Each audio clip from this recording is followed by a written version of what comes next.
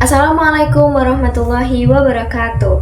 Perkenalkan, nama saya Aliza Yurilita Jasmine dengan NIM 226121032 dari kelas 6A. Di sini saya akan menjawab pertanyaan pertama dari soal UAS Metodologi Islam. Soal yang pertama, dalam studi Islam, kita bisa memakai berbagai pendekatan untuk memahami agama Islam dengan lebih dalam. 3 di antaranya adalah melalui pendekatan budaya, antropologis, dan sosiologis. Ketiganya memang memiliki hubungan yang erat atau saling melengkapi, tapi sebenarnya ketiganya memiliki fokus yang berbeda. Oke, kita bahas yang pertama, yaitu pendekatan budaya.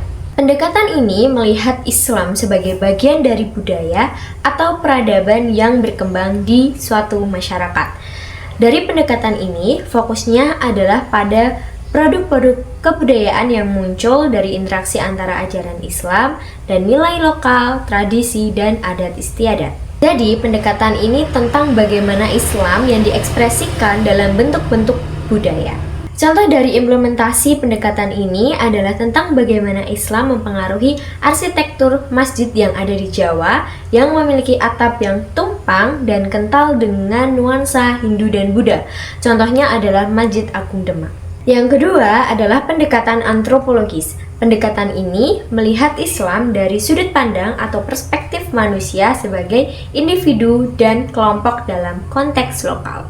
Fokus dari pendekatan ini adalah pada praktik-praktik keagamaan yang digunakan sehari-hari dan ajaran bagaimana ajaran Islam itu bisa diinterpretasikan oleh kelompok tertentu di lingkungan sosial mereka. Lalu bagaimana implementasinya? Contoh dari implementasi ini yaitu suku Tengger yang mayoritas mereka adalah seorang muslim dengan mempraktekkan ibadah sholat maupun ajaran lainnya dengan adat mereka. Yang ketiga adalah pendekatan sosiologis. Pendekatan ini melihat Islam sebagai agama yang berinteraksi dengan struktur dan dinamika masyarakat secara luas. Fokus dari pendekatan ini adalah pada fenomena sosial dan kelompok sosial ataupun isu-isu kemasyarakatan yang berkaitan dengan Islam.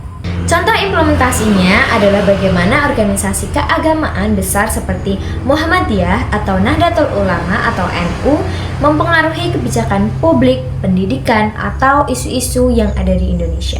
Jadi, inti dari perbedaan ketiganya adalah budaya lebih fokus pada hasil atau produk kebudayaan yang dipengaruhi oleh Islam.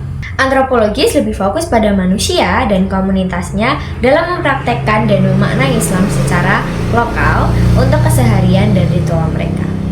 Dan yang ketiga adalah sosiologis, yaitu lebih fokus pada bagaimana Islam mempengaruhi suatu kelompok.